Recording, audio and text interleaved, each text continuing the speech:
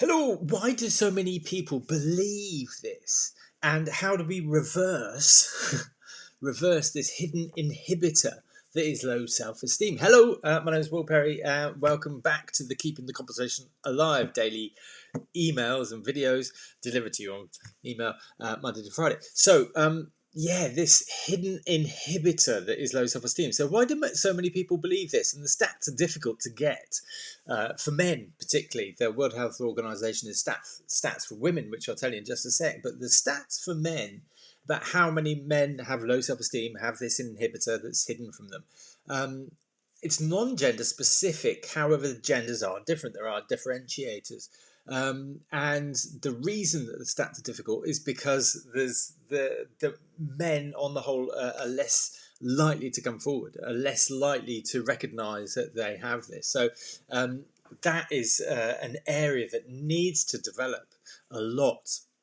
But the stats are there for women, and I think they translate to men very easily. The World Health Organization and Dove report more recently. So all stats point towards the kind of 80-20 Pareto rule, but 80% of women are suffering from this. So I think from the Dove report, it was 80% of women in the UK have a low opinion of their self-image, 74% in the US, but it was done across 13 countries, and the stats were very similar. 70% of girls, that's girls 14 or under, believe that they are not good enough. Believe, not just think or worry, or believe. A belief is like rock solid, isn't it? If you believe something, you believe it to be true. It's a truism for you, not a thought or a whim and that's shocking, isn't it? 70%, 1 in 7 of girls believe that they are not good enough, and that, I mean, it's horrendous. But that's historical. Where does that come from? Where does it didn't just pop up and go, oh my god, did you realize? Oh my god, it didn't pop up. It's developed over the years, maybe centuries. I think you could track it back to industrialization, class structures. Before that, class structures in cultures where class structure is historical. Class structures, industrialization, capitalism. More recently, if you think about the explosion of social media and what that does, comparing and likes and cyberbullying, and it's all come to a head. But it's been building for years, and the generations repeat it because it's passed on through generations. Just like family values are, values, beliefs, morals are passed on through families, because that's we absorb it like sponges. Children are like sponges, just absorb this stuff. You don't sit down with your parents and go, oh right, today we're learning values, morals and self-esteem. This is where you're going to build your self-esteem. Oh right, okay, cool. It's not like in one bit, it's throughout that period that you absorb everything through treading on eggshells. You learn everything as you go along. So if you're brought up in an environment of healthy self-esteem, you adopt healthy self-esteem. It's that drip fed what you're fed over the time. So if you're living in a bomb site, a battlefield, treading on eggshells, waiting for the next shot across your head, it's drip. That informs your self-belief. And that's normal, and that's how we all learn, but it passes on through the generations. So that generation teaches the next generation. That generation lives its life through that, and then implements that into the next generation. So it comes forward. So it's compounded, and what we're getting is this saturation through. That's why I've called it a pandemic. This saturation. Till we get to the point of 80% of people have, to some degree, low self-esteem, which is just shocking, So what we need to do is break the chains of that, and we can do it. We just need to consciously be able to be aware of it enough to then go, oh, holy crap, break the chains. And we can do that with programming. But first, we need to see the problem. And that's what I call you, if you've been watching me for a while, not this blimmin' slide again. Or maybe you're not saying that, but maybe you'll say it to yourself now. We get stuck in the superficial issues, though there's nothing superficial about anxiety, depression, or struggling with your weight, or feeling a failure, or struggling marriages, relationships, attracting abuse, emotional abuse, physical abuse, sexual abuse, struggling with money, struggling with feeling worthy. There's nothing superficial feeling about that, yet those are the superficials. If you solve the problem that perpetuates all of that, then you can tackle the actual issues themselves.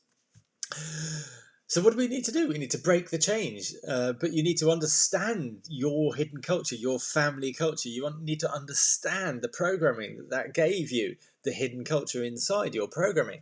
And then you can, once you see it and understand what's in there and what you believe about yourself, then, your self-worth, your self-esteem, then you can create a new one. And there's all sorts of different structures that I adopt and use that I didn't invent at all, that are brilliant for changing it. But unless you know what you're changing specifically, unless you're changing the right one, and that's why I say, how to become the solution without avoiding the problem, because so many things avoid the real problem at the center.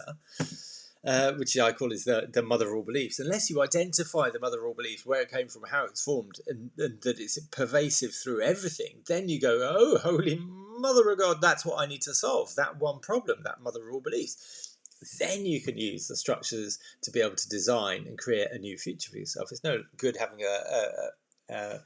we're doing this on the coaching session we had recently, but unless it's all very well doing goal boards and setting visions, setting goals for yourself, setting a structure for yourself, planning and everything, but it's all very well doing that. But if you have your mother of all beliefs all pervasive all the way through that, hidden, unbeknown to you, that same negative belief that's upset you and derailed you and self-sabotage you all the way up to this point, then it's going to carry on doing that unless you change it. So that's why it's so important to identify what the mother of all beliefs is and then change it.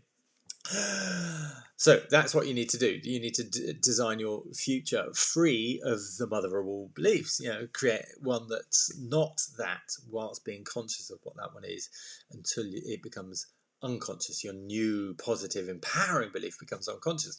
So my invitation to you is, if you haven't already, take the test, because you need to realize and see for yourself whether this is you or not, whether this is applicable to you, whether you're the 80%. If you have done that, this is, then have you seen the 30-minute video, the webinar? Look at that, see, understand what's at play, how it affects you, how it holds you back, how it's so difficult to see. Why can't you see it? That you think, oh no, I'm all right, I'm working, I'm making progress, I'm making small progress. It's all right. You might see increments of progress. However, on the video, the 30-minute video, I show you how that is how you're fooling yourself with that same negative mother of all beliefs. So it doesn't just go away. However you think, maybe it's gone away. A bit like the farmer. Fresh air, that's what he smells. So, or she. So the farmer's wife, that's very stereotypical. Anyway, there we go. Because we are heading for disaster, so you can see how the wider, both political and geographical, not that I'm being political around it, but all the issues facing us in the world currently, if we're locked in our own little worlds and not being able to be activated to tackle these issues, then, they're just going to compound and get worse. So we need to activate ourselves first. And I'd say with the 80-20 rule, at least 20% of the 80% that are stuck, if we get 20% activated, then we can become, really shift stuff and start becoming activated to make changes, real pragmatic changes in the world. And I'm not prescribing what those changes need to be. The solutions are out there. I did a video on this today.